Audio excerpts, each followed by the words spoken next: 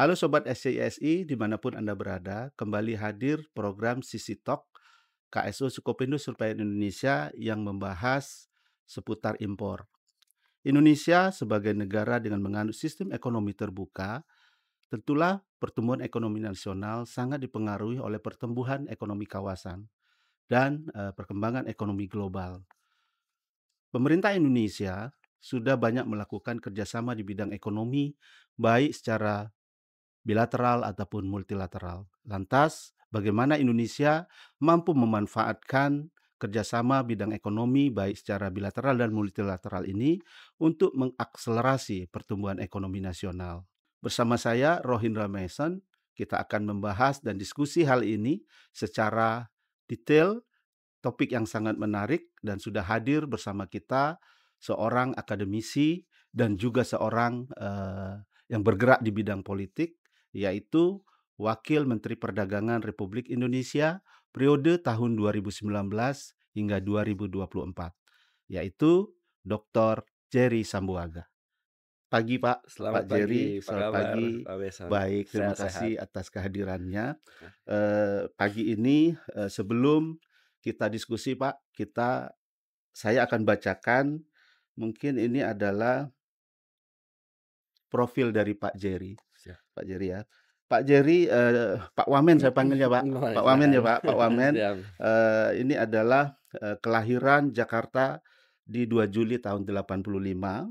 Beliau ini Pak Wamen ini program sarjana diselesaikan di Amerika Serikat, kemudian di Universitas of San Francisco, kemudian Master of International Affairs, ini dari International Security Policy Columbia University, Pak. Kemudian S3 Doktor Ilmu Politik dari Universitas Indonesia. Ini sangat mumpuni nih kita bahas hari ini, Pak, Siap. bahwa kita akan bagaimana, kita bisa memanfaatkan kerjasama bidang Ya, ekonomi baik bilateral ataupun multilateral yang sudah dibangun oleh pemerintah Indonesia bagi, perkembangan ataupun, pemanfaatan, kerjasama ini untuk, eee, pertumbuhan ekonomi benar. nasional. Namun sebelum ke sana, Mhm. mungkin, Bapak sudah menjabat sejak Oktober 2019 ya, Pak, ya. Betul. Boleh, Pak, tahu mungkin peran utama dan tanggung jawabnya Mas Ya, sebagai Wakil Menteri Perdagangan. baik, Mungkin peran utamanya baik, seperti apa, Pak? Silakan, baik. Pak. Terima kasih Pak Meson dan teman-teman pimpinan Bundung dan kawan-kawan dari KSO ya. Tentu ini bangga bisa ada di sini, senang ini ada salah satu kesempatan yang kita bisa sharing dan kita bisa juga Mmm, mungkin banyak melakukan brainstorming ya mmm, dan juga diskusi. Tadi terkait dengan pertanyaan ya, tadi dan juga mungkin tema yang diberikan pada saat ini adalah mmm, soal perdagangan internasional dan juga mungkin peran utama apa iya, yang kami lakukan di Kemendak selaku Wakil Menteri mmm, Perdagangan. Jadi saya ingat waktu itu tahun 2019 kurang lebih 5 tahun yang lalu, iya, Pak.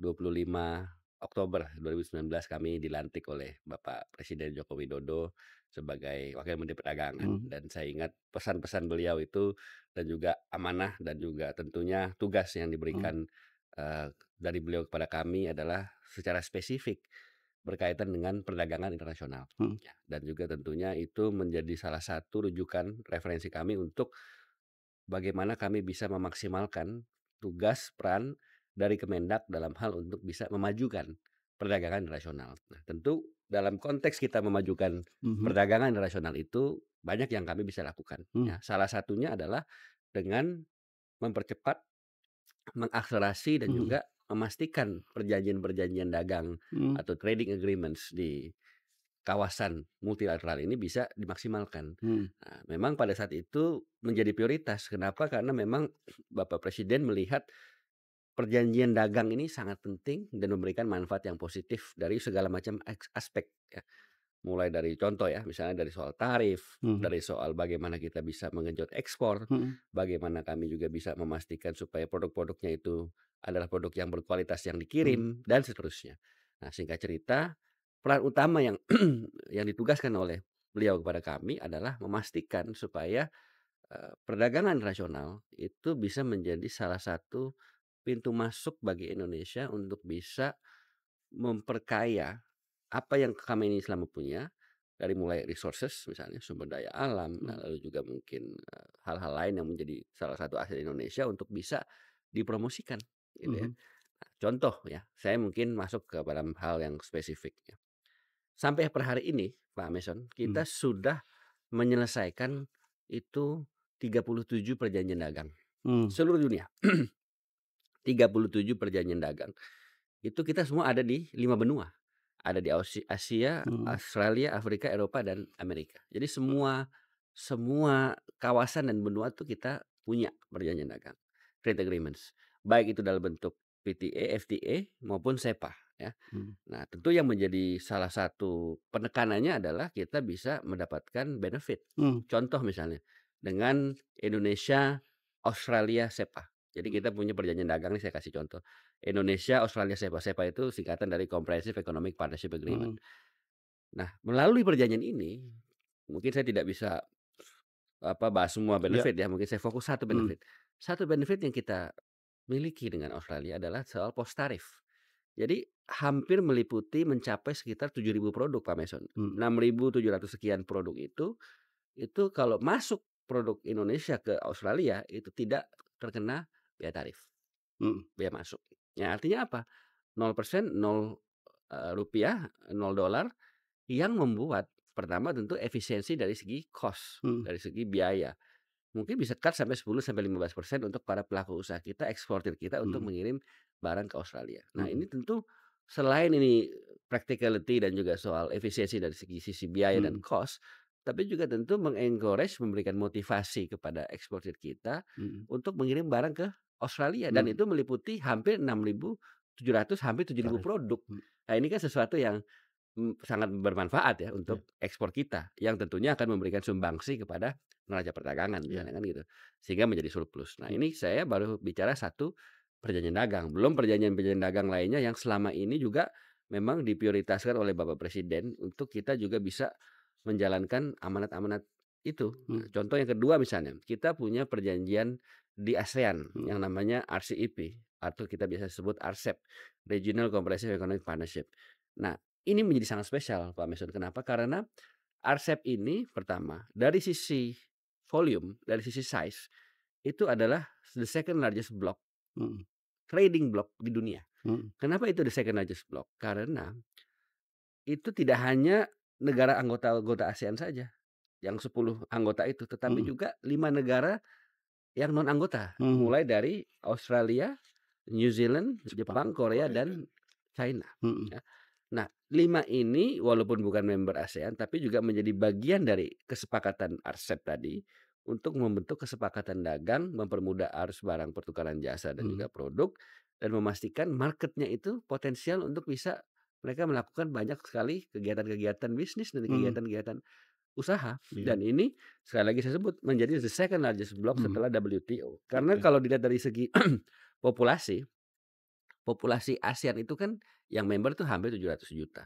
mhm, Ditambah dengan 5 non negara ASEAN tadi yang mhm, saya sebut itu, membuat size-nya semakin growing dan emerging. Nah, ini contoh bagaimana sekali lagi perjanjian dagang itu menjadi pusat dan prioritas oleh mhm, Bapak Presiden untuk menugaskan kepada kami di Kementerian Perdagangan, khususnya selaku Wakil Menteri, mhm, untuk bisa menggas itu, mhm, mengakselerasi itu, yang tentu ujung-ujungnya adalah untuk kepentingan nasional, gitu. oke. Iya, Pak Wamen, dalam hal ini, dalam apa namanya, sebagai Wakil Menteri Perdagangan ya, Pak, apa, Pak, tantangan terbesar, se dalam pelaksanaannya sebagai Wamen, khususnya konteksnya adalah dalam perdagangan Ya, internasional? memang tantangan terbesar kalau kita lihat Indonesia ini kan luar biasa ya, artinya Mhm, kita negara besar, mhm, kita punya kesempatan dan kita punya potensi. mhm, Nah mungkin untuk menjawab tadi pertanyaan dari Pak Mason, saya juga ingin sedikit sharing mmm, bagaimana Indonesia per hari ini, ya, per saat ini mhm, dengan segala yang kita punya itu bisa berperan secara strategis ya di dunia global ya. Kenapa saya katakan begitu? Karena gini, dari sisi economic growth, pertumbuhan ekonomi, kita itu stabil Pak Mason. mhm, Selama kurang lebih 5 tahun ini kita selalu bisa memaintain pertumbuhan ekonomi kita di mhm, kisaran 5%-an. mhm, Terakhir itu 5,05% di kuartal, 2024 yang terakhir. Di mana negara-negara lain Pak Mason, seperti Amerika Serikat, EU, Jepang, Korea Selatan, dan Mhm, seterusnya. Itu pertumbuhan ekonominya tidak stabil kita, di bawah iya, 5%. Satu itu. Nah, kedua, dari sisi inflasi. mhm, Inflasi kita itu rendah, bahkan yang terakhir itu di bawah 3%, tepatnya 2,85%. mhm, Di mana negara-negara lain itu inflasinya sangat tinggi. Saya mhm, kasih contoh misalnya Turki. Turki mhm, itu inflasinya 2024 ini sekitar 71%. mhm, Bayangkan 71% Pak Mason. Saya ingat waktu kita Krismon 98 itu kan 60% sudah mhm, keadaan juga sudah tidak kondusif. Nah, ini mereka 71%. Nah, kita di bawah 3%, mhm, 2,85%. mhm, Artinya dengan inflasi yang rendah, lalu dengan pertumbuhan ekonomi yang stabil kisaran 5%, itu membuat kita semakin yakin dan percaya dengan mhm, kondisi yang sangat kondusif. Ditambah lagi iya, yang ketiga, kita punya neraca perdagangan itu surplus. Surplusnya itu per Agustus kemarin 2024, sekarang bulan Oktober, kita nanti akan dapat data dari mhm, bulan depan, itu kita surplusnya akumulasi Januari sampai Agustus itu 18,85 miliar US dollar. Itu bukan iya, angka yang sedikit. mhm, Surplus artinya nilai ekspor kita lebih besar daripada impor mhm, kita. Nah, sehingga ini semua memastikan keadaan yang baik, apalagi surplus neraca perdagangan ini Pak Mason, bukan hanya tahun ini, tapi sudah 52 bulan mhm, berturut-turut. Jadi Pak Mason bisa bayangkan 52 bulan berturut-turut consecutively kita tidak pernah defisit. Nilai mhm, ekspor kita selalu lebih besar daripada impor. Jadi kalau ada yang mhm, mengatakan Indonesia ini impornya besar bla bla bla, tidak tepat Pak Mason. mhm, Karena data mengatakan, fakta dan angka mengatakan, BPS juga mengatakan, sebuah badan yang valid, objektif dan independen, mengatakan bahwa surplus kita 52 bulan berturut-turut, iya, nilainya tinggi. Per kemarin Agustus akumulasi 18,85 miliar. mhm, Ditambah lagi dengan pertumbuhan ekonomi 5%, 5,05%, inflasi rendah mhm, 2,85%. Jadi mhm, tiga hal ini Pak Mason membuat kita Indonesia yakin dan percaya, optimistis terhadap tantangan-tantangan yang dihadapi. Oleh karena itu, saya ingin mengatakan juga memberikan pesan kepada mhm, masyarakat dan kepada mhm, publik.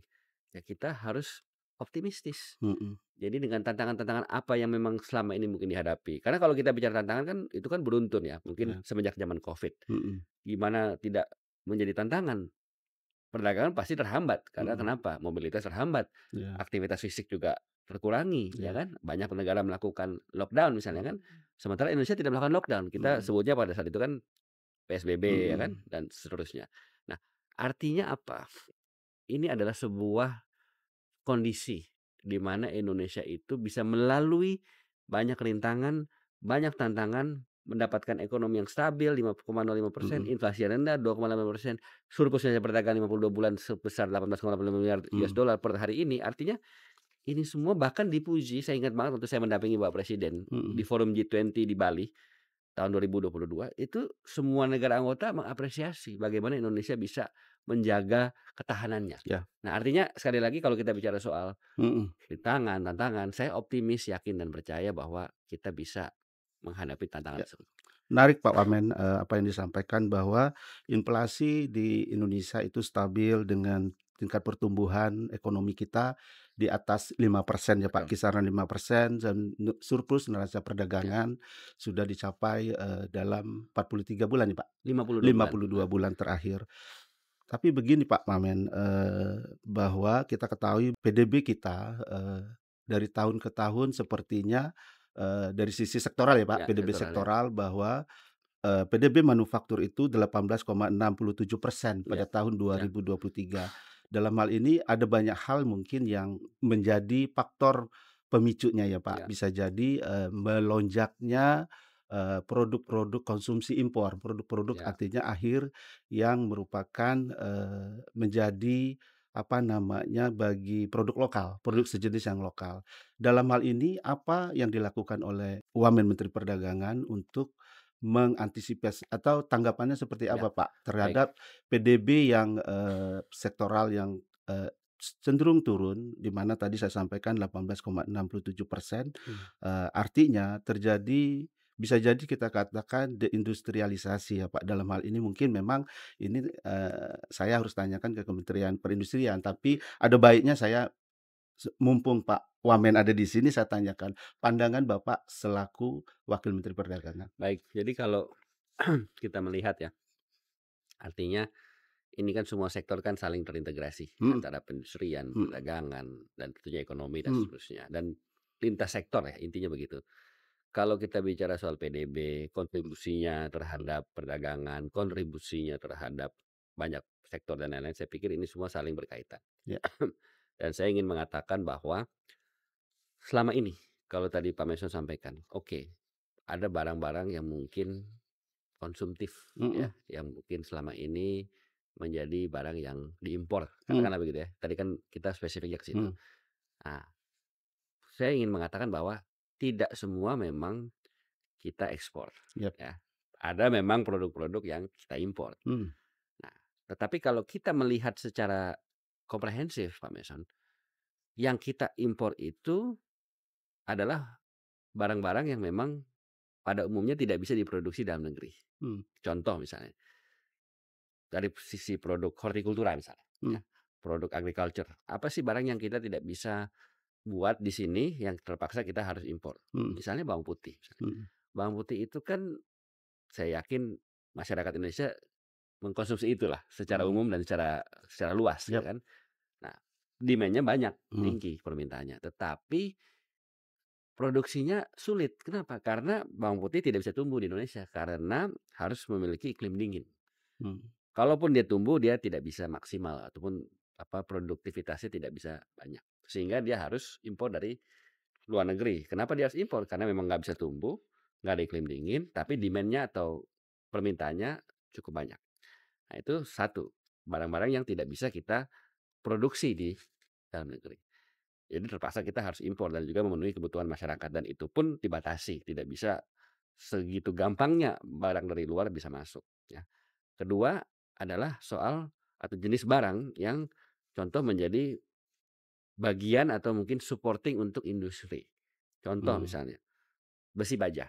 Ya, besi baja itu ada beberapa material, raw materials ya, bahan mentah yang memang dibutuhkan untuk mengolah produk-produk di Indonesia yang by the way sudah ada pabrik-pabriknya untuk besi baja, untuk diolah menjadi produk jadi yang nanti akan diekspor lagi ke luar negeri. mhm, Nah, itu menunjukkan bahwa sebetulnya produktivitas dan juga cara dari, tata kelola regulasi kita untuk mengatur ini harus memang diprioritaskan kepada barang-barang yang bukan barang-barang konsumtif, mhm, tapi barang-barang yang jenis kedua adalah barang-barang yang dibutuhkan untuk mengolah sebuah pengolahan yang ada pabriknya di sini berkaitan dengan misalnya besi baja untuk bisa mendapatkan produk jadi mhm, yang nanti akan diekspor ke luar negeri yang tentunya akan memberikan nilai tambah, kontribusi mhm, positif nilai tambah kepada nilai ekspor mhm, kita mhm, yang ujungnya adalah surplus neraca perdagangan. Nah, mhm, itu yang jenis yang kedua.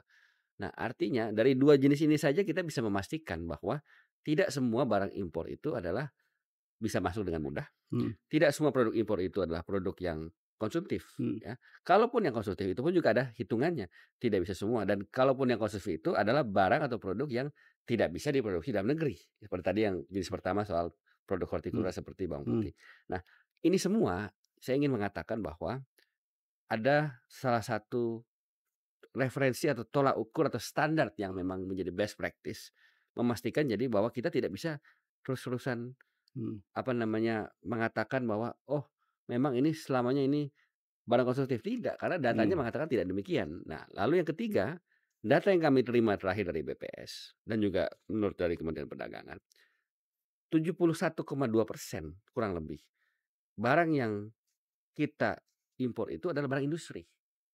mhm, Jadi, sekali lagi seperti yang jenis kedua, dan itu adalah menunjukkan untuk sesuatu yang sifatnya memberikan kontribusi kepada ekspor, kenapa? Karena itu barang yang diimpor itu adalah barang material untuk bahan baku industri yang diolah untuk dikirim lagi ke luar negeri untuk ekspor. mhm, Jadi sehingga ini semua ada alasannya kenapa kita bisa surplus neraca perdagangan, karena sekali lagi ini menunjukkan dan juga memberikan pesan yang jelas kepada masyarakat bahwa kita ini walaupun tadi seperti disebutkan ada barang-barang yang kita impor, mungkin cenderung level untuk kontribusi kepada PDB cenderung turun, tapi dengan skala atau scalability yang cukup, menurut saya cukup terukur, dari sisi mana ekspor yang lebih besar dan impor yang lebih sedikit, dengan nilai yang terbukti dengan surplus neraca perdagangan, saya yakin dan percaya bahwa ini bisa, mhm, secara gradual ya, itu bisa membuat tren atau mungkin arah dari pertumbuhan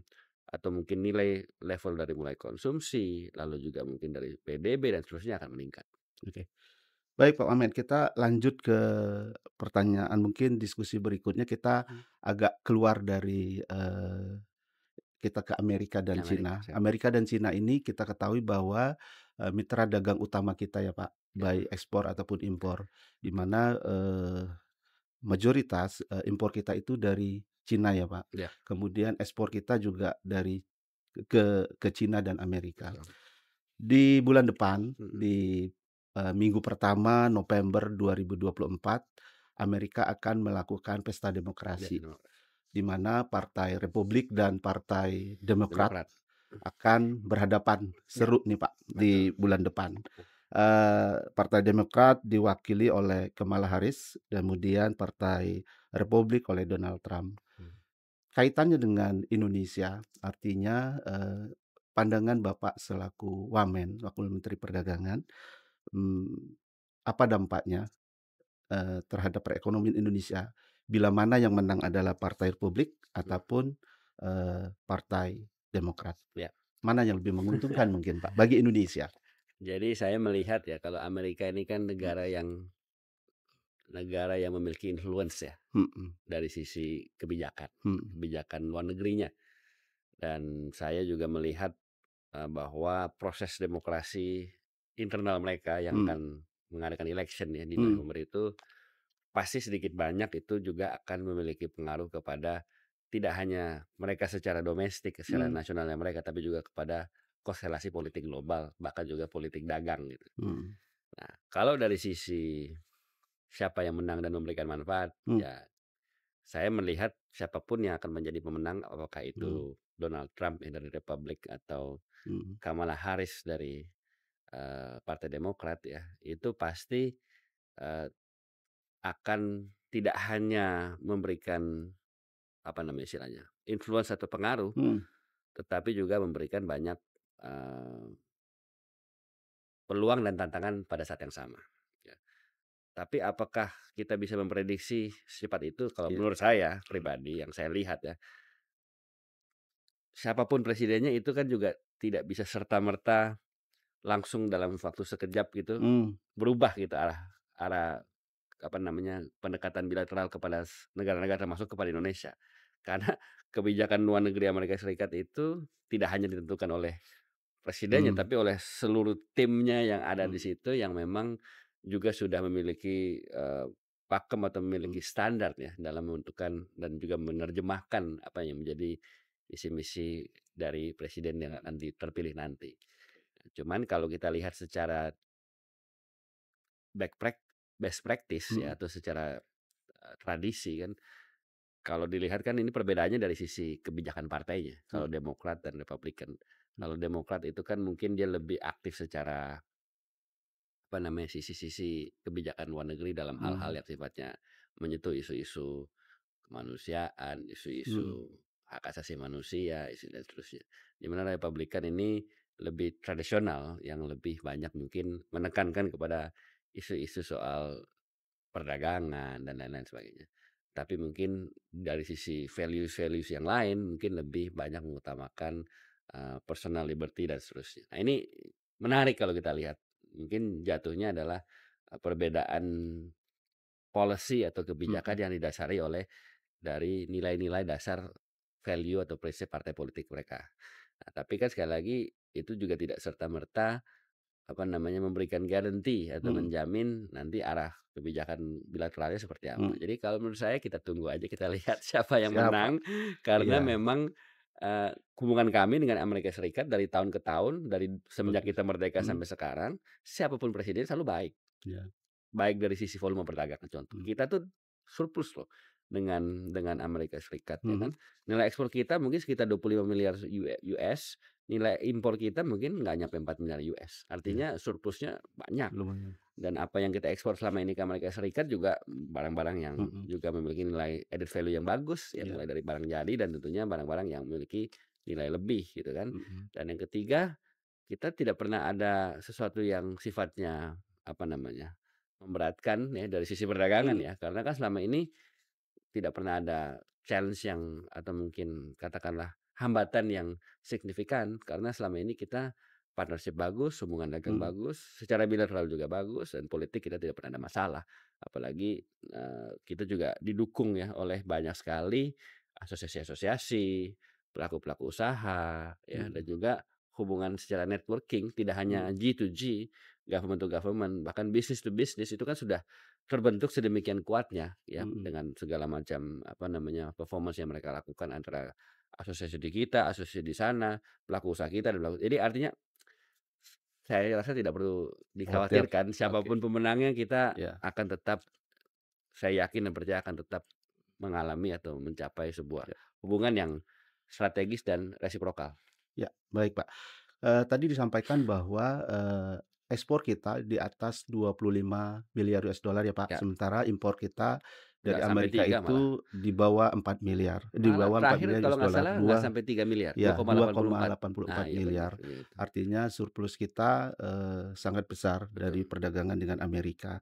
Terkait dengan, ekspor, Pak, ekspor ke Amerika, kita ya, punya fasilitas yang namanya GSP ya, Pak, betul, Generalized, System of Preference.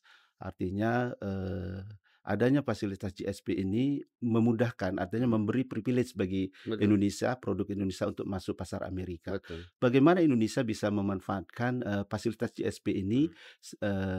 semaksimal mungkin, Pak? Artinya upaya apa untuk meningkatkan, daya saing dari produk ekspor Indonesia ke Amerika? Ya, tentu ini adalah kerjasama ya sebetulnya Mhm, fasilitas yang diberikan oleh Amerika Serikat dan ini sudah lama. mhm, Kebetulan kami juga ikut terlibat dalam memastikan supaya Indonesia masuk mhm, dalam GSP tersebut ya. Itu mhm, proses yang sudah dilakukan panjang ya. mhm, Dan tentu ini kondisi ini kita syukuri. Kenapa? mhm, Karena sekali lagi ada semacam kemudahan dan akses dan juga tentunya nilai tarif yang berbeda untuk beberapa produk, iya, bahkan produk-produk dari Indonesia diutamakan dan diprioritaskan untuk masuk secara luasa kan mhm, begitu.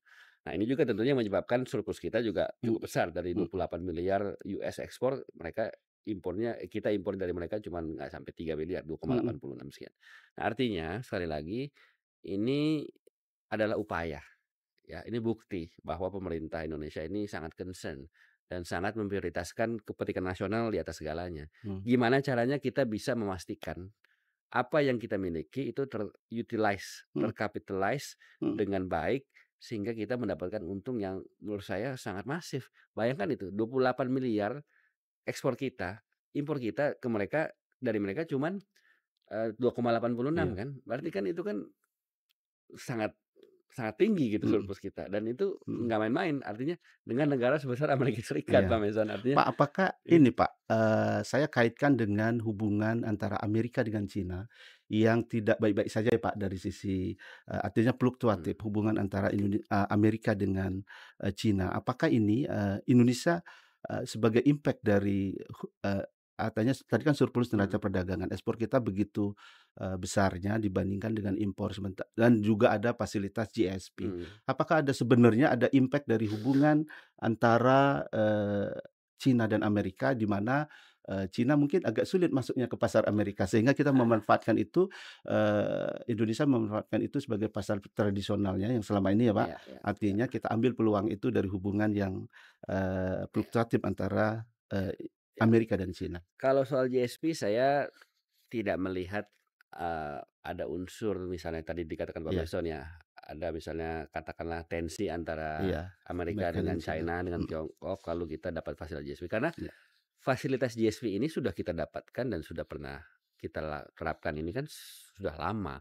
Bahkan sebelum ada konflik dagang antara atau tensi dagang antara Amerika Serikat dengan Tiongkok. Jadi mhm, bukan sesuatu yang karena ada suatu hal mhm, tiba-tiba kita dapat, enggak. Saya pikir itu justru murni perjuangan dan juga kerja keras pemerintah Indonesia dan tentunya Amerika Serikat dalam kita membina hubungan secara bilateral, memastikan semuanya resiprokal dan mendapatkan benefit, satu.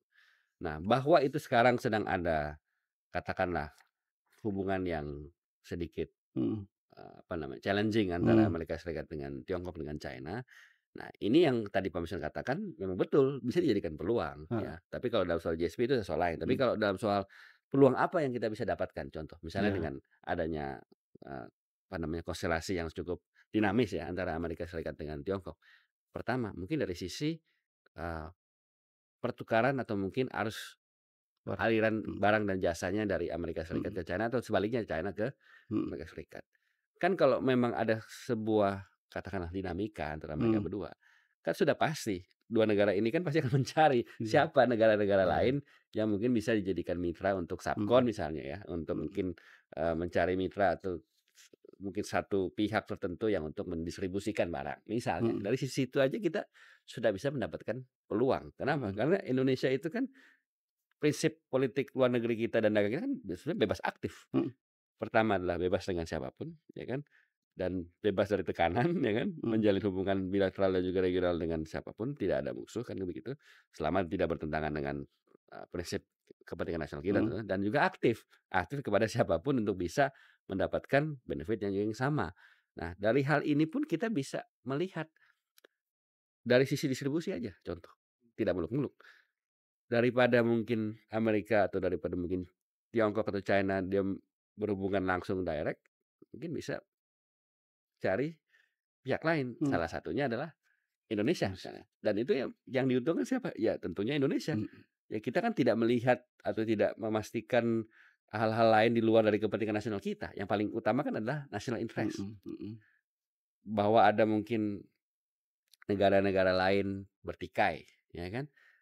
Ya kita tentunya dalam prinsip ketika itu tidak bertentangan dengan kepentingan nasional kita, ya kita tidak mau intervensi dan tidak mau ikut campur. mhm Nah, tapi dari itu terdapat peluang-peluang yang mungkin bisa kita kapitalisasi dan kita mhm. manfaatkan. Contoh tadi, ya misalnya dari soal subkon dan distribusi kita bisa ambil peran satu. Kedua, Oke.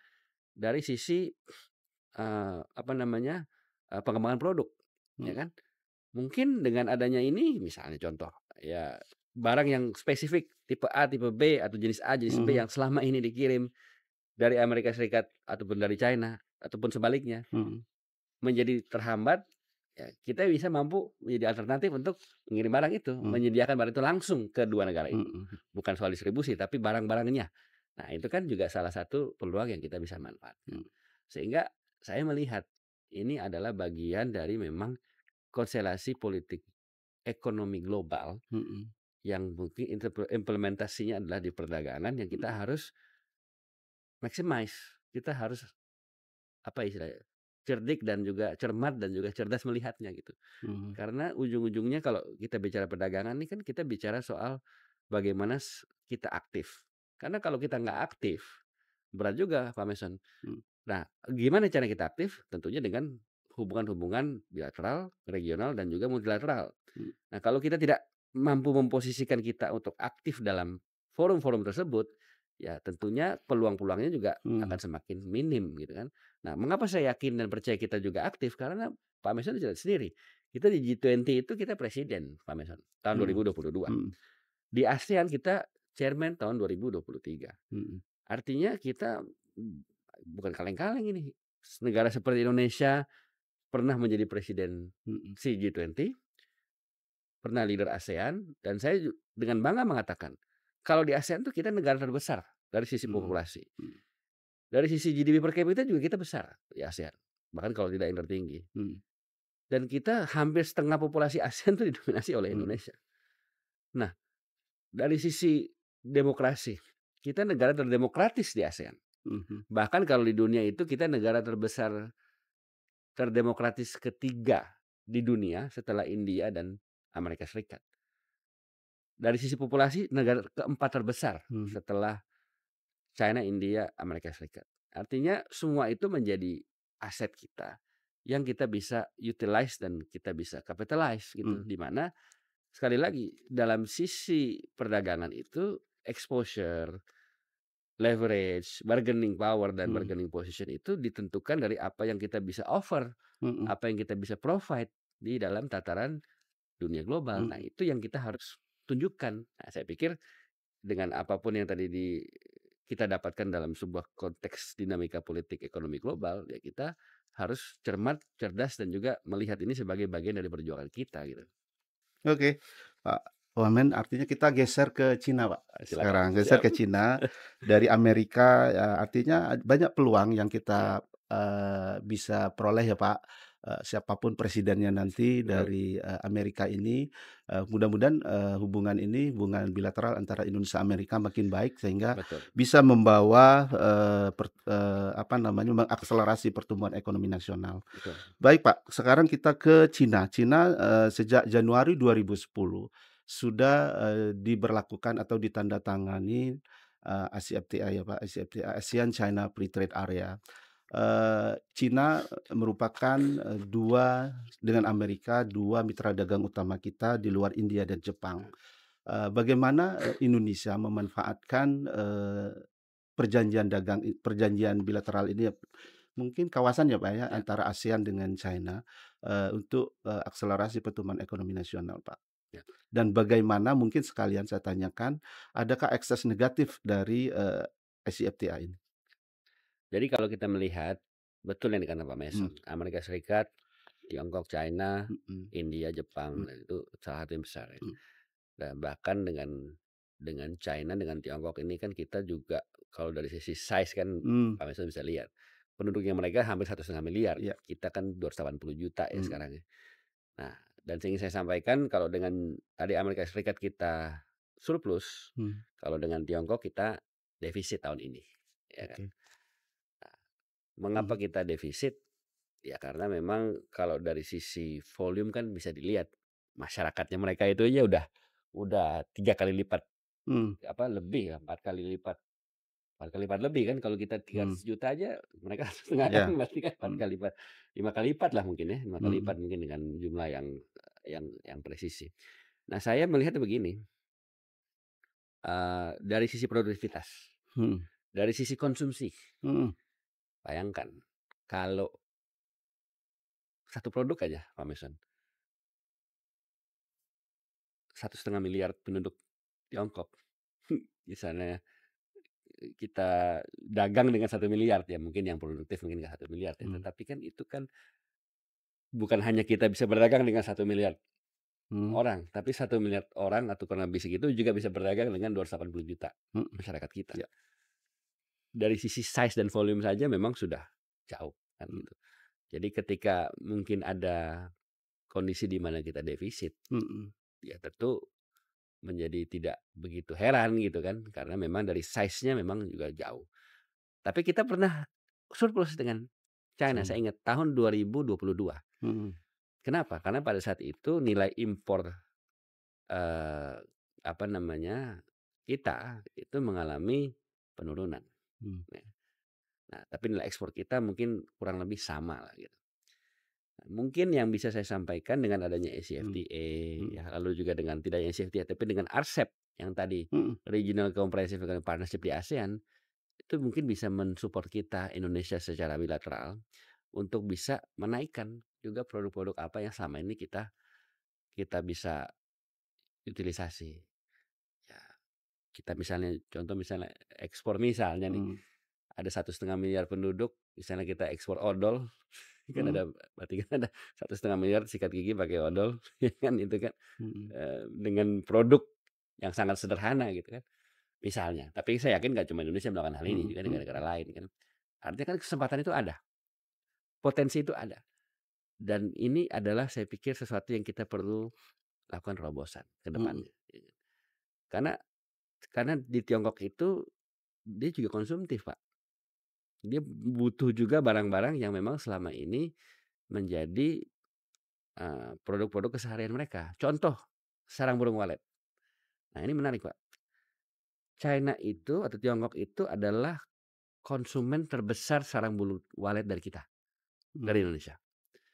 Nah, jadi kita adalah negara eksportir terbesar untuk mengekspor ke Tiongkok. Dan sarang burung walet itu produk asli dari Indonesia. Nah, ini kalau kita bisa masif masuknya, mhm, itu akan saya yakin surplus itu akan terjadi dan bahkan mungkin akan lebih banyak dari mungkin kita dengan negara-negara lain. mhm, Karena jumlahnya mereka sangat banyak. mhm, Nah, tetapi memang ada tantangan at the same time. Apa tantangannya? Ya pertama tentu kita harus memastikan bahwa produk sarang burung walet atau SBW ini yang kita ekspor ini secara kualitas bagus. Packagingnya menarik, ya kan. Ketiga mendapatkan sertifikasi dari negara-negara tujuan. Nah, mhm, kalau dalam hal ini konteks ini kan berarti kan dengan Tiongkok. mhm, Nah, Tiongkok itu punya yang namanya custom yang sangat rigid dan sangat mhm, selektif dalam menerima mhm, produk-produk. mhm, mhm, Samalah kayak misalnya kita punya badan karantina atau badan di pertanian yang sangat menseleksi. Nah, mhm, ini yang menjadi salah satu tantangan. Gimana caranya supaya barang kita atau produk kita yang SBW itu mendapatkan sertifikasi yang baik dan juga mhm, tentunya terstandardize untuk mhm, bisa masuk ke Tiongkok. mhm, Nah, karena selama ini itu yang menjadi salah satu, apa namanya, tantangan gitu, mhm, tidak gampang. mhm. Nah, justru di sini kita juga harus membuktikan, Indonesia ini kan juga kalau ngirim barang ekspor juga harus Iya, yang berkualitas kan gitu, iya, kan. Dan satu lagi kedua, soal kuantitas. Jadi kan mhm, apa sih produk ekspor ini yang selama mhm, ini menjadi tantangan? Tiga mhm, k katanya, Pak. mhm, Pertama adalah kuantitas, ketiga adalah kualitas, ketiga adalah mhm, kontinuitas atau konsistensi. iya, Kadangkala kita semangat ekspor, mhm, tapi barangnya nggak banyak. mhm, Udah terlanjur sign deal dengan buyer, tiba-tiba kita nggak bisa komit. Bulan mhm, pertama kita ngirim satu kontainer, bulan kedua kita kirim setengah, bulan ketiga kirim seperempat, bulan keempat mhm, nggak kirim. Nah, ini nih kan kayak gini kita harus harus punya konsistensi. Nah, mhm, tentu yang kedua ada kualitas. Kualitas tadi seberapa banyak barang apalagi yang sifatnya konsumsi, itu kan sangat ketat, Pak. Kenapa? Karena dikonsumsi oleh masyarakat. Kalau misalnya kita kirim tidak sesuai dengan standar, standar kesehatan atau standarnya itu kurang memadai, mhm, dikonsumsi tiba-tiba mereka sakit perut atau apa kan mhm, kan yang mendapatkan masalah jadi kita. Nah, mhm, ini yang saya pikir harus ditingkatkan kualitasnya. Nah, oleh karena itu, ini adalah hal contoh dari sekian banyak yang bagaimana kita bisa atau mengutilisasi produk yang kita ekspor di mana negara tujuan sudah jelas demand-nya. SBW mhm. itu sangat jelas, Pak, karena konsumen terbesar di dunia untuk SBW itu adalah Tiongkok dan negara yang paling punya banyak Penduduk, SBW ini adalah negara Indonesia. Indonesia, oke, Jadi kita punya barangnya, mhm, di sana punya demand-nya, iya bener, tinggal kita kirim. Nah, tapi kita kirim juga nggak bisa semua diterima, kenapa? Karena tadi, kualitasnya dan sertifikasinya harus dijamin. Nah, dipastikan, ini yang tugas kita semua saya pikir dari masyarakat dan juga pelaku usaha dan juga mhm, pemerintah ya, tentunya untuk memastikan supaya barang-barang ini bisa dikirim dengan baik. Nah, jadi ini contoh Pak Mason, mhm, dengan, size yang kita punya, saya yakin dan percaya walaupun kita 5 kali lipat mereka lebih banyak daripada kita ya dari sisi penduduk, tapi kan kita nggak cuman punya penduduk, Pak, kita punya barang, kita punya perjanjian dagang internasional, kita juga adalah bagian dari ASEAN, kita mhm, punya RCEP tadi yang adalah mhm. juga di mana anggotanya selain Indonesia sebagai anggota yang lain selain non-member adalah China. Jadi ini semua kita harus utilisasi gitu. Baik, Pak. Baik, Pak, saya mungkin pertanyaan terakhir untuk yang China. Artinya China ini, apa namanya, menghasilkan produk yang sangat efisien sehingga bisa, dengan harga pokok yang sangat rendah ya, Ya, Pak, karena ya, rapatnya, supply chain mereka. ya, Apa produknya ya, supply chain-nya sepertinya rapat banget betul. sehingga mereka bisa produksi dengan sangat efisien.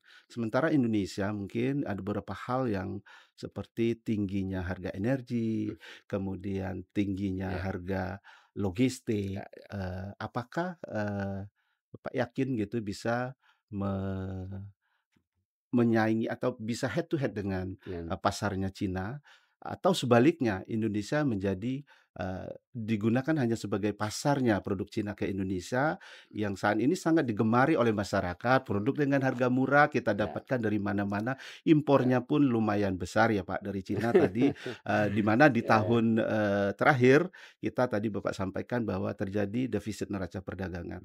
Bagaimana Pak? Jadi saya sepakat ya bahwa Mhm, memang produktivitas itu adalah utama. mhm, Gimana caranya kita bisa bersaing, tidak hanya mhm, dengan China saya mhm, kira dengan Cina atau Tiongkok ya, saya pikir dengan negara-negara lain tuh kita kuncinya adalah produktivitas dan kompetitif, mhm, Pak Mason. Nah, itu semua, itu ada alat penunjangnya menurut saya, instrumen penunjangnya. Salah satunya adalah apa? Infrastruktur, ya. mhm, Makanya saya senang ya, mhm, apa dan saya bangga gitu, mhm, pemerintahan Bapak Presiden Joko Widodo ini udah 10 tahun ya. mhm, Penekanannya itu infrastruktur, mhm, dan itu saya rasakan, Pak. mhm, Contoh sederhana, mhm, di kampung saya nih ya, mhm. kampung saya itu kan saya kan di Manado, Pak, Manado ya, Pak? Manado kan di Mhm, Sulawesi Utara. Di Manado itu ya, kita nggak ada kereta api, Pak. mmm, Jadi kalau dulu anak-anak kecil itu kalau dulu nyanyi lagu naik kereta api itu mhm, orang Manado nggak tahu tuh. mhm, karena memang nggak ada kereta api di sana. Jalur transportasi itu ya konvensional dengan kendaraan bermotor, jalan kaki, Mmm, ya atau kalau dari provinsi ke provinsi naik pesawat atau naik kapal kan gitu. Jadi bayangkan itu di kota mmm, provinsi Sulawesi Utara memang dan juga saya yakin di Indonesia bagian timur lainnya provinsi nggak semua punya kereta api. Jadi kita kita bingung kalau itu mmm, gimana nyari kereta api baru kita mesti ke ibu kota atau ke Jawa. mmm, Kedua Pak, contoh, ini hal sederhana aja. Saya kalau dari Manado, kita mau ke daerah namanya di bagian selatan tuh namanya Kota Mobagu atau Bolang Mongondo. Bawa lagi Gorontalo, beda-beda provinsi. Kita mau ngirim barang dagangan misalnya nih, mhm, sayur, buah, dan lain-lain ke pasar. Barangnya dari Manado atau sebaliknya, ke Kota Mobagu atau dari Bolang Mongondo. mhm, Jaraknya mungkin nggak sampai 500 kilo atau mungkin sedikit lah ya, mungkin di bawah 200 kilo. Tapi jalannya cuma satu atau cuman terbatas lah gitu. Dan itu secara infrastruktur memang belum maksimal karena memang jalannya cuma terbatas. Nah, bayangkan efisiensi sederhananya kita ngirim naik truk mmm, dagangan untuk ke titik mmm, yang berbeda dari Manado ke Kota Bagu atau Kota Bagu ke Manado, ngangkut barang dagangan.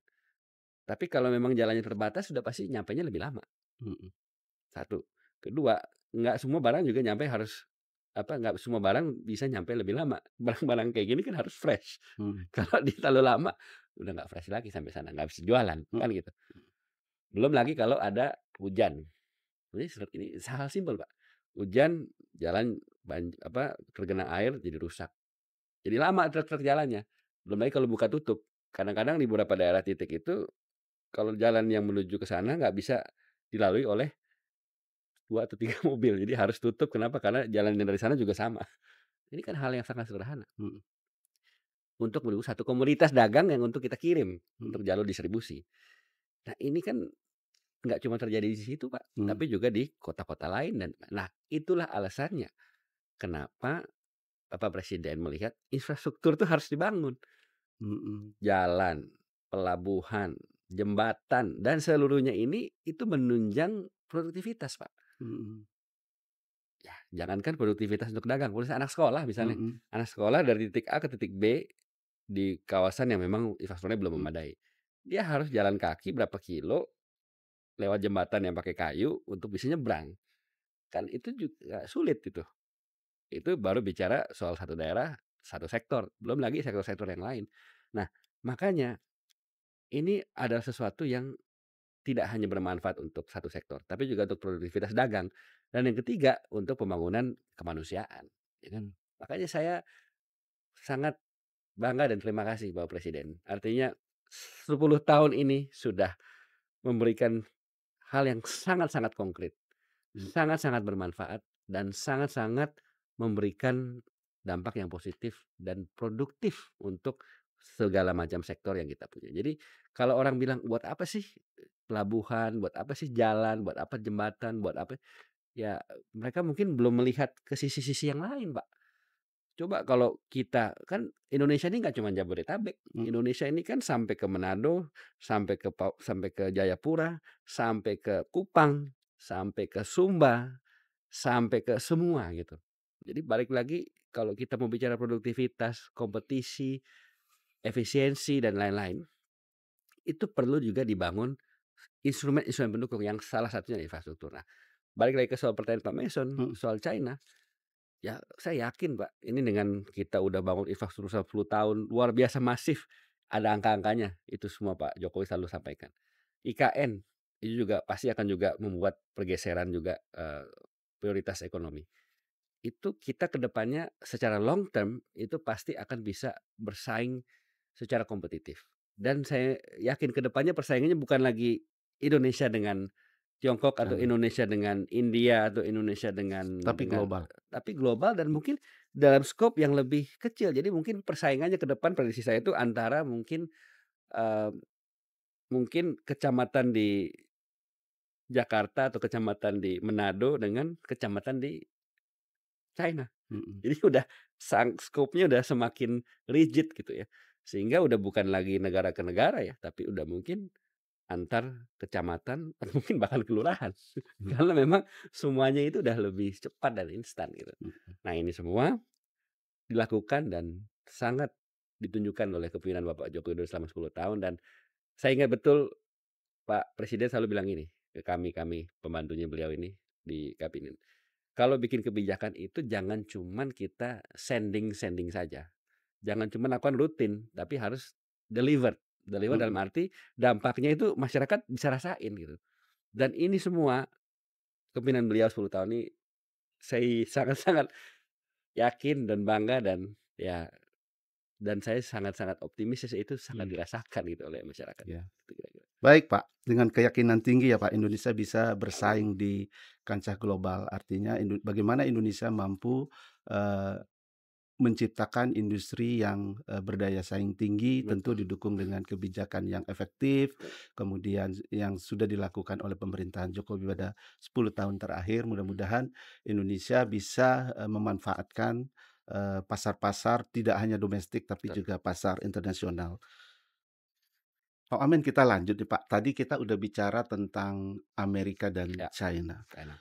Sekarang kita bergerak ke wilayah Uni Eropa, Pak. Ya, Sudah ada, hubungan perdagangan Indonesia dengan Uni Eropa ya, yaitu UCEPA ya, Pak, UCEPA. Ini sudah diluncurkan pada 18 Juli 2016. betul. Tentu ini, bertujuan untuk meningkatkan hubungan ekonomi antara Indonesia dengan negara-negara di Uni Eropa. Ya, Dalam 3 tahun terakhir, ekspor kita ke Uni Eropa itu 13,4 miliar, ya, sementara, nilai impornya, sebesar 6,43 miliar. Artinya juga terjadi surplus, surplus. perdagangan dalam hal ini. Sekarang, saya ingin nanyain ke Pak Wamen adalah bagaimana hubungan terakhir antara Indonesia dengan Uni Eropa terkait dengan implementasi dari UCEPA, Pak? Baik, jadi UCEPA itu dimulai memang inisiasinya di 2016. Mhm, Berarti itu kan sudah 8 tahun ya. mhm, Jadi tahapan untuk melakukan perundingan perjanjian mhm, dagang Indonesia UCEPA. mhm, Tapi memang sampai sekarang memang belum tuntas ya, artinya mhm, belum selesai ya perundingan perjanjian dagang. Ya mudah-mudahan kita berharap sih kita bisa selesaikan di UCEPA itu mhm, tahun ini gitu ya. mhm, Secepat mungkin karena kan sudah mhm, 18 round ya.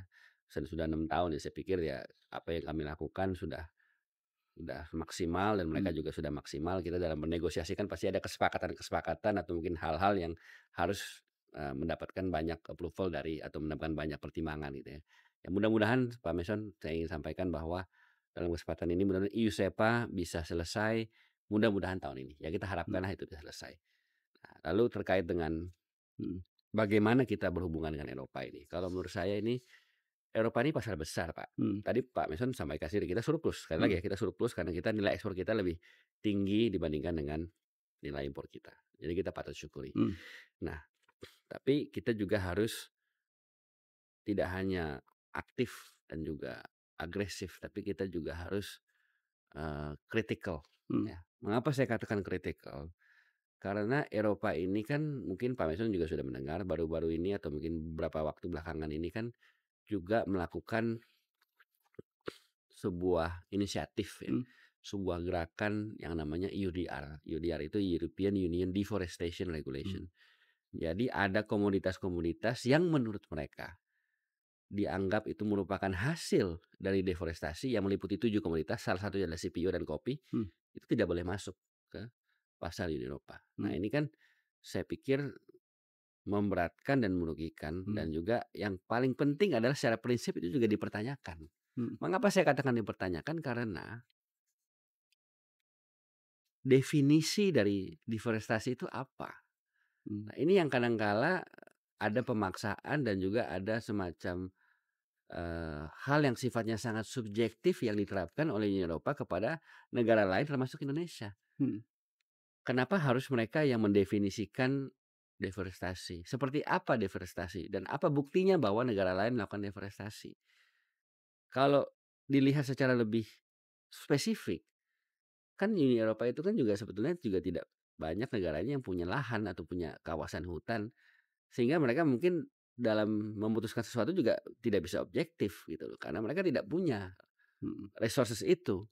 Nah, tapi ironically speaking, secara ironis mereka malah memaksakan mhm, apa yang menjadi pemikiran mereka untuk diterapkan negara lain melalui yang tadi disebut oleh EUDR itu. Nah, ini yang menurut saya agak agak membahayakan ya, dan mhm, juga merugikan mhm, bagi negara-negara yang punya komoditas seperti Indonesia.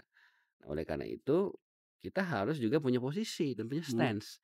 Saya ingat tahun 2020 waktu saya adalah ketua delegasi dari pemerintah Indonesia di Kementerian Perdagangan yang saya mempertanyakan kenapa Uni Eropa itu mendiskriminasikan sawit kita, CPO kita.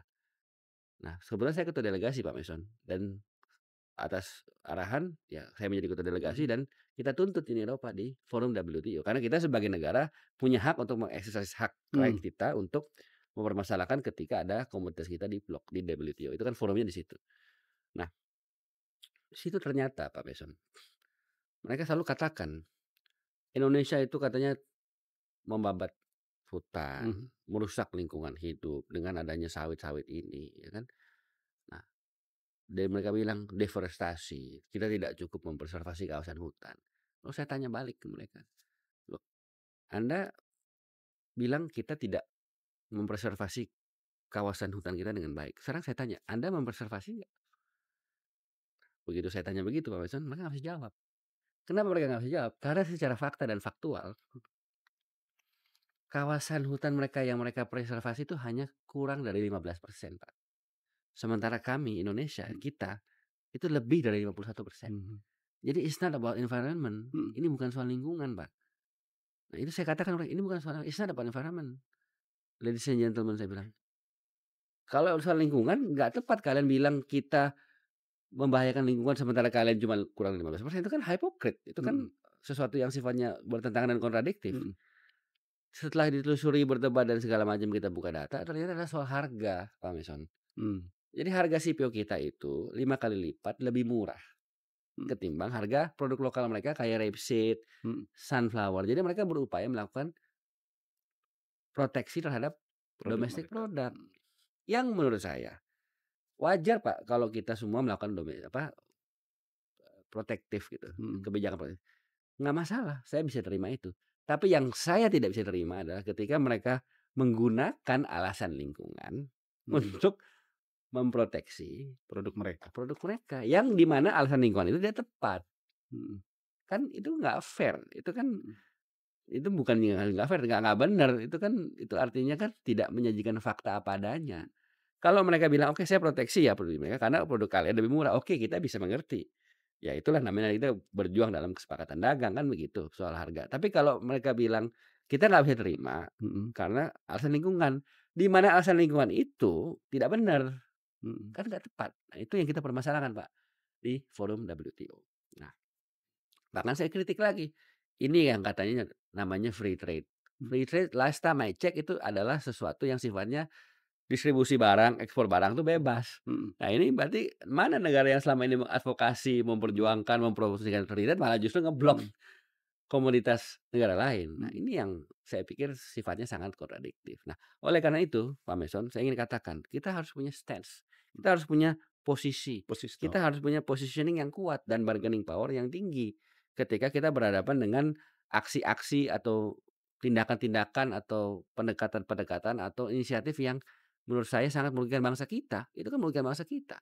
Kepentingan nasional kita diganggu dengan mhm, caranya kita tidak boleh mengirim barang.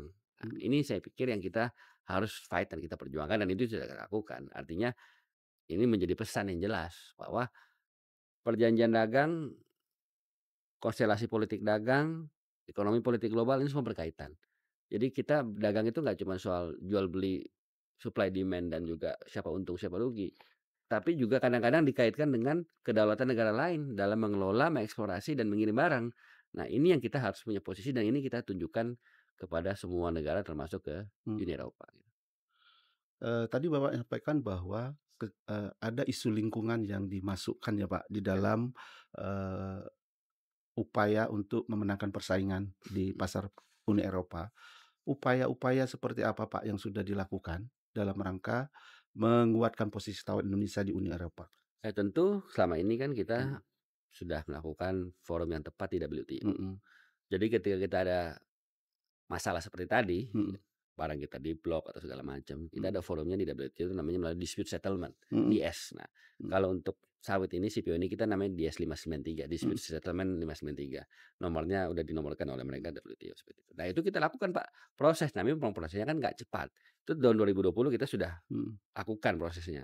Dari mulai forum konsultasi, submission statement, sampai juga ke pembahasan dan seterusnya sampai dengan sekarang. Dan mudah-mudahan insya Allah dan jika Tuhan berkenan semua lancar, ini hasilnya positif buat kita. Ini tapi itu harus dilalui mhm, prosesnya tidak bisa kita diemin gitu. mhm, Nah, ini yang kita sedang lakukan dan kita sedang perjuangkan.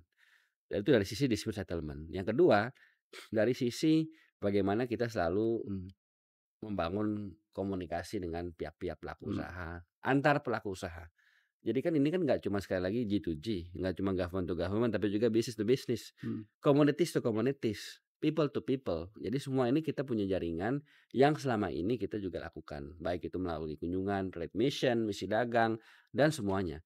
Dan yang ketiga kan dengan kita aktif di organisasi internasional, Pak Mason. mhm, Apalagi kita kan member of G20, di mana di oke, G20 itu kan juga banyak negara-negara Eropa. mhm, Nah, kita juga melakukan forum-forum banyak ya, pendekatan melalui lobby, melalui mhm, aktivitas, melalui kegiatan, juga tentunya melalui banyak perjuangan yang kita lakukan dalam forum G20, forum organisasi regional, mhm, forum organisasi nasional untuk mhm, memastikan supaya posisi tawar kita kuat. Apalagi kan saya selalu katakan, di G20 itu kita third largest ekonomi dari sisi pertumbuhan ekonomi ya. mhm, Artinya kita memiliki pertumbuhan ekonomi yang stabil di tadi yang saya sebutkan 5,05% di mhm, 2024, di mana angka segitu itu di antara negara G20 itu termasuk mhm, salah satu yang baik, salah satu yang terbesar dari sisi pertumbuhan ya. Dari sisi tadi inflasi juga kita mhm, rendah, sisi perdagangan surplus juga kita neraca perdagangan trade balance juga bagus. Nah, ini semua yang kita lakukan untuk memastikan bahwa negara-negara Uni Eropa juga melihat Indonesia ini sesuatu. mhm, 4 minggu yang lalu, hampir sebulan yang lalu, saya ada kunjungan ke Portugal dan juga ke Spanyol dan ke Brussels untuk misi dagang dan juga untuk kerjasama bilateral dan juga ke Brussels untuk penguatan yang USEPA tadi. Mereka tuh sebenarnya melihat kita juga dengan sesuatu yang sifatnya itu impress, Pak. Kenapa? Kan mereka lihat Indonesia itu besar, Pak, 280 juta penduduknya, kekuatan ekonomi, yang cukup signifikan, di Asia Tenggara kita juga jelas, kita juga leader, secara GDP kita juga emerging, mhm, rising tuh kita, dan secara sistem politik kita demokrasi terbesar ketiga setelah India dan Amerika Serikat. Artinya, kita punya aset dan resources yang luar biasa. Yang negara-negara Eropa itu juga kalang kabut, Pak, kalau kita misalnya contoh, kalau kita stop stop komoditas, satu komoditas saja, mhm, nggak usah jauh-jauh deh, nikel, kita kan stop bahan mentah. Mereka kan nuntut kita di Uni mhm, Eropa, ini si EU ini.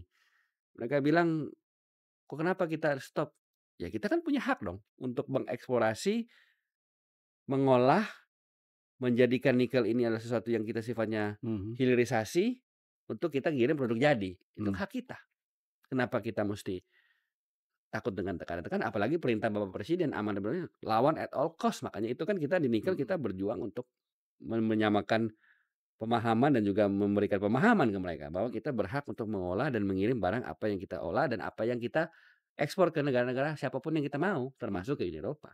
iya, Nah, ini yang kita juga punya stance dan posisi yang saya bilang, harus punya stance dan posisi yang jelas. Nah, makanya sekali lagi saya yakin dan percaya dan saya optimistis mhm, bahwa dengan semua yang kita lakukan selama ini tuh sudah memberikan banyak peluang untuk Indonesia dan Eropa juga mhm, memandang kita juga dengan hormat, ya memandang kita juga dengan segan. mhm, Kita punya barangnya kok, kita saingnya gede kok, ya kan? Ya, buktinya tadi komoditas kalang kabut, kita stop dia mhm, melakukan segala macam cara upaya untuk membuat kita kirim, kita tetap tidak bisa. Kita mau ngirim barang jadi, diolah, produk jadi baterai untuk electric vehicles, kendaraan berlistrik di Eropa. Nah, kalian beli. Nah, kan gitu kan. Nilainya 10 kali lipat bisa lebih banyak daripada kita kirim bahan mentah. Nah, itu yang contoh yang kita lakukan di mana Eropa juga ngelihat, wah ini Indonesia nih negara hebat, mhm. gitu kira-kira. Baik, menarik sekali Pak Wamen. Kita lanjut ya Pak. Siap. Setiap negara itu mempunyai tentu kepentingan untuk melindungi, untuk proteksi ya Pak, industri di dalam negerinya supaya bisa Mhm, tumbuh dan berkembang. bener, Indonesia mempunyai salah satu dari mungkin sekian banyak instrumen non tarif, ya Indonesia yang sudah berlangsung sejak ya, tahun 2002 yang namanya PPTI ya Pak, PPTI, Verifikasi atau Penelusuran Teknis Impor. Instrumen pengaturan, non tarif ini, bertujuan untuk memastikan bahwa barang yang masuk ke Indonesia sesuai dengan peraturan atau perizinan yang diberikan oleh kementerian, mhm, oleh pemerintah dalam hal ini Kementerian Perdagangan. Bagaimana, Pak Wamen ini memandang kebijakan atau, instrumen non tarif, PPTI ini, sejauh ini, Pak? ya. Saya pikir ini bagus dan wajar dan Mhm, normal ya, dan ini mhm, kan dilakukan oleh banyak mhm, negara kan bagaimana mhm, memproteksi mhm, barang-barangnya, mhm, komoditasnya dan seterusnya. Dan PPT ini kan juga salah satu instrumen pendukung itu. mhm, Dan saya pikir ini yang memang harus ditingkatkan, bagaimana mhm, verifikasi itu dari sisi specs dan juga dari mhm, sisi teknis, technicalities, itu mhm, kan memang salah satu prinsip utamanya adalah melindungi jangan sampai mhm, ada barang-barang impor yang masuk ini mhm, tidak sesuai dengan spesifikasi, tidak memenuhi standar, mhm, rusak barangnya, begitu nyampe tiba-tiba tidak sama apa namanya yang diharapkan dan apa yang dilihat kan gitu. Ini saya pikir mhm, justru menurut saya memang harus lebih apa namanya, lebih rigid lagi mhm, supaya barang-barang yang masuk tuh betul-betul teruji dan juga sudah terlihat dan juga mhm, terbukti untuk bisa menunjukkan bahwa memang barang-barang ini sesuai dengan apa yang menjadi standar. Dan kedua, itu kan juga semua kan juga diatur ya dalam mhm, ketentuan kita di Permendak kita juga ada, mana barang-barang yang harus melalui mekanisme LS, mana barang-barang yang memang bisa mhm, langsung, mana yang tidak. Dan itu kan tujuan utamanya adalah untuk melindungi masyarakat, mhm, perlindungan terhadap konsumen. Karena kan kita nggak mau barang orang masuk begitu gampang, udah gitu barangnya nggak sesuai spek dan rusak. Nah itu yang harus menjadi salah satu, apa namanya, prioritas kita mhm, di pemerintah supaya sekali lagi, apa yang dilakukan selama ini oleh katakanlah KSO, yaitu sangat membantu dan bermanfaat untuk bisa memastikan apa yang ada sesuai dengan apa yang dibicarakan. Nah, mhm, itu kan kita harus konsisten kan, mhm, ya dari sisi itu, apa yang dibicarakan, apa yang dikerjakan, jangan yang dibicarakan beda, dikerjakan lain. mhm, Apa yang ditampilkan beda, begitu nyampe barangnya lain. Nah, itu kan nggak boleh kayak gitu. mhm, Ya, dan apalagi itu juga secara internasional kan juga diatur dalam WTO. Bagaimana cara-cara kita untuk memastikan barang itu sesuai, itu kan juga, apa namanya, tercantum ya dalam kesepakatan-kesepakatan internasional gitu. mhm. Saya pikir baik. Ya, Pak. Di dalam fora internasional ya, Pak, forum-forum internasional dalam hal ini WTO, seringkali PPTI ini dianggap sebagai Pre-Shipment Inspection ya, Pak, PSI. Padahal di WTO PSI dinyatakan bahwa PSI ini tidak boleh dilakukan, gitu ya, Pak. Upaya-upaya apa saja yang sudah dilakukan oleh Kementerian Perdagangan Ya, dalam hal ini ya, memberikan pandangan bahwa, PPTI bukanlah PSI, Pak? ya, saya pikir begini ya, yang namanya nah itu tadi saya balik ke soal Mhm, definisi kan. mhm, Kadang-kadang kan definisi pemahaman atau pendefinisian sesuatu kebijakan itu kan tergantung dari pihak mhm. yang mengatur. Iya, Nah, kebetulan WTO ini kan yang mengatur soal perdagangan dunia. mhm, Nah, disitulah pentingnya kita menyuarakan. mhm, Karena kita juga pengen ada suara-suara aspirasi yang seimbang. mhm, Jangan hanya didominasi oleh kekuatan besar, mhm, jangan hanya didominasi oleh negara-negara besar, negara-negara maju, mhm, kan gitu. Kita mau juga negara-negara seperti Indonesia ini yang juga besar, memiliki banyak aset dan resources ini juga didengar. mhm, Nah, itulah tujuan kita. Selama ini kita ada banyak perjanjian dagang, selama mhm, ini kita banyak aktif di forum-forum regional, multilateral, supaya leverage bargaining position kita itu kuat sehingga dalam merumuskan kebijakan internasional itu juga terlibat secara aktif. Karena begini, Pak, yang mhm, namanya hukum internasional, kebijakan internasional, itu kan kadang-kadang suka-suka. mhm, Kan nggak ada, kalau kita di Indonesia ini ada namanya DPR RI, lembaga yang membuat undang-undang. mhm, Kan nggak ada, lembaga undang-undang internasional kan nggak ada.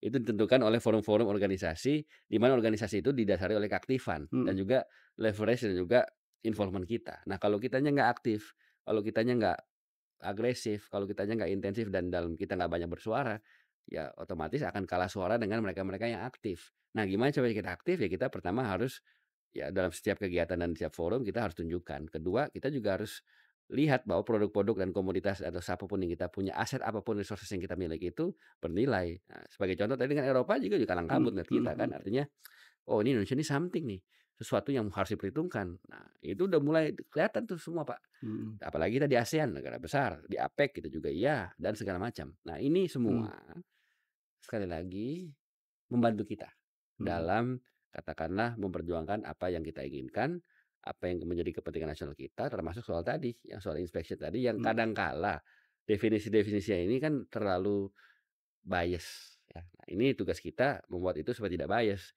dengan cara kita memperjuangkan ini dalam, sifat-sifatnya yang sifatnya regional, mhm dalam tingkatan-tingkatan regional. Dan saya yakin ke depannya pasti akan banyak peraturan atau policy atau regulasi yang in favor ke kita. Ya sekarang kita dalam proses lah, saya yakin ke depannya nanti kita akan terus bersuara soal itu, kita akan bantu mhm soal itu, dan kita akan perjuangkan supaya itu menjadi salah satu kebijakan yang memang tidak bertentangan dengan WTO, kalau perlu peraturannya kita ganti. Nah, kita ganti dengan apa ya? Dengan tentunya lobbying, networking, ya tentunya mhm dengan banyak, dan hubungan bilateral juga membantu, Pak. Dengan mhm kita banyak hubungan bilateral membantu, bahkan banyak allies, banyak, teman, banyak sahabat yang juga ikut bisa membantu untuk perjuangan kita dalam menciptakan menciptakan atau memproduce, mhm definisi konsep kebijakan internasional. Nah, itu yang kita lakukan misalnya dengan Malaysia, dengan India waktu kita joint trade mission atau joint mission untuk kelapa sawit, mhm itu kita lakukan. Jadi, ini kita memang ekonomi politik global yang menarik. Kita mhm harus punya keaktifan. mhm Kalau kita nggak aktif, akan menjadi sulit. Tapi kalau kita aktif, menjadi mudah dan terbuka. Dan itu yang sudah dilakukan pemerintah zaman Pak Joko Widodo, bisa dilihat. Aktif semua kita. mhm Di PBB aktif, ya kan, mhm jadi anggota apa, non permanen untuk Security Council, di APEC kita juga aktif, di G20 bahkan kita presidensi, di ASEAN kita kemarin leadership tahun 2023. mhm Jadi semuanya ini, luar biasa gitu, dan ini yang kita harus utilisasi dan kapitalisasi yang ujungnya adalah untuk kepentingan masyarakat gitu. oke. Baik, Pak Wamen, mungkin pertanyaan terakhir, di luar, ya isu yang sekarang artinya berita yang beredar bahwa, Indonesia kelas menengahnya turun ya, Pak. Nah, Nah, kelas menengahnya turun, sementara tadi pertumbuhan ekonomi, Bapak nyatakan bahwa, pertumbuhan di atas 5% dengan inflasi yang stabil, neraca perdagangan yang positif, bagaimana Bapak menanggapi hal turunnya kelas menengah artinya, di Indonesia ya, Pak, artinya ini pertumbuhan ekonomi itu tidak dinikmati oleh, di level tersebut? ya memang kalau soal fluktuasi saya pikir ada ya. Mhm, Naik turun lah ya, iya, mungkin sekarang turun, nanti mungkin bisa naik lagi, mmm, artinya ini sesuatu yang sifatnya dinamis, volatile ya. Nah, tapi saya melihatnya begini, ya, kita juga mesti melihat secara komprehensif ya. mhm Kelas menengah turun, tapi kelas bawah apakah itu turun? mhm Kalau dari data yang kita lihat kan selama ini kan cenderung ada semacam lompatan ya, mhm atau mungkin kaitannya juga dengan bonus demografi di mana mhm kelas yang mhm mungkin yang tadinya kelas menengah ke bawah, ter-upgrade menjadi kelas menengah. Mungkin mhm dari yang kelas menengah ada mhm yang turun atau mungkin sebaliknya dan mhm, saya pikir ini fluktuatif. ok Tetapi dari sisi konsumsi, mhm dari sisi produktivitas, dari sisi apa namanya, pengembangan masyarakat dan juga, apa namanya, Human Development Index mhm yang kita acu dari beberapa riset mhm itu menunjukkan trend yang naik, meningkat, mhm ya. Sisi competitiveness juga meningkat. mhm Artinya memang tidak semua hal kita dapatkan sesuatu yang sifatnya meningkat. Ya mhm seperti tadi dibilang kelas menengah mungkin turun, mhm oke. Tapi apakah itu lantas, menjadi salah satu referensi bahwa apa yang tadi Pak Miswan sampaikan, apakah itu menjadi salah satu mhm referensi bahwa tidak semua kelas menikmati kebijakan? mhm, Kan seperti menurut saya sih tidak juga. Kenapa? mhm Karena kita bisa lihat kok kebijakan-kebijakan pemerintah ini yang nggak bicara soal dagang aja ya, tapi mhm bicara soal secara umum ya. mhm Apa yang sudah diberikan dan apa yang pemerintah lakukan dan apa yang sudah kita buktikan. Dari soal sisi kesejahteraan aja contohnya, kesehatan lah misalnya. Dengan kesehatan, sistem kesehatan yang kita punya ini kan juga memberikan banyak sekali kesempatan ya dan manfaat untuk setiap kalangan masyarakat dan setiap lapisan, bukan hanya yang untuk kelas menengah saya pikir, tapi juga untuk kelas menengah-menengah ke bawah untuk mendapatkan layanan itu.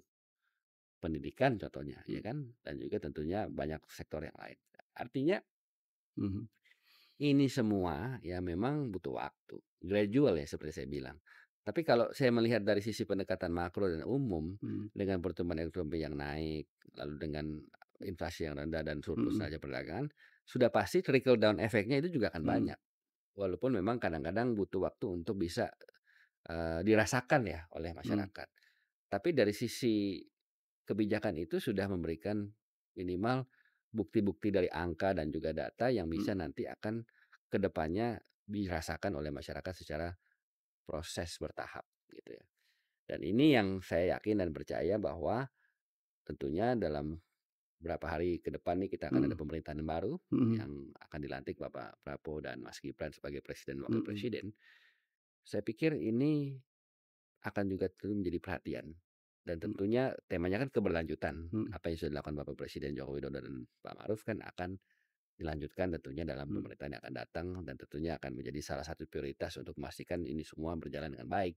mhm, Nah, ini yang saya yakin dan percaya mhm, bahwa, eee, apalagi targetnya Pak Prabowo kan sempat mention 7 apa 8% pertumbuhan ekonomi. Ya mhm, saya pikir dengan semua hal yang kita miliki ya kalau kita kerja keras dan semuanya saya yakin dan percaya.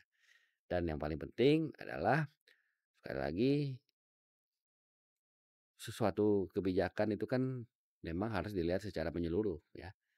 Ya, kan kebijakan itu kan tidak hanya untuk segelintir orang, tetapi mhm, untuk semua kalangan lapisan masyarakat yang kita juga kadang-kadang memang ya di lapangan memang satu kebijakan atau mungkin satu regulasi atau satu peraturan memang tidak bisa memuaskan semua pihak, mhm, tetapi secara majority, secara mayoritas itu dianggap atau mungkin bisa di-expect untuk bisa memberikan manfaat yang positif untuk masyarakat dan saya pikir itu sudah dilakukan dan tentunya kita optimistis dan ya kita selalu yakin dan juga yang menjadi penting adalah kita yakin dan kita percaya dan kita berbuat, ya, dan kita juga mampu untuk mhm, melihat ini sebagai bagian dari usaha-usaha yang dilakukan dengan maksimal. Dan saya yakin dan percaya Pak Mason, ya bahwa ke depan Indonesia akan menjadi negara yang sangat potensial mhm, dari sisi perdagangan, sangat memiliki banyak kesempatan, negara besar dalam hal untuk bisa meningkatkan semuanya, produktivitas, pertumbuhan ekonomi, neraca perdagangan yang surplus, dan inflasinya juga rendah, dan ini semua akan membuat Indonesia menjadi negara yang disegani dan juga tentunya diperhitungkan di kancah global. Terima kasih kepada Bapak Jerry Sambuaga yang telah meluangkan waktunya. Semoga Bapak dan tim selalu diberikan kesehatan dan kesuksesan dalam menjalankan tugas. Demikian Sisi Talk untuk episode kali ini. Semoga memberikan manfaat bagi kita semua. KSU SCISI pasti aman. Bye-bye. Bye-bye.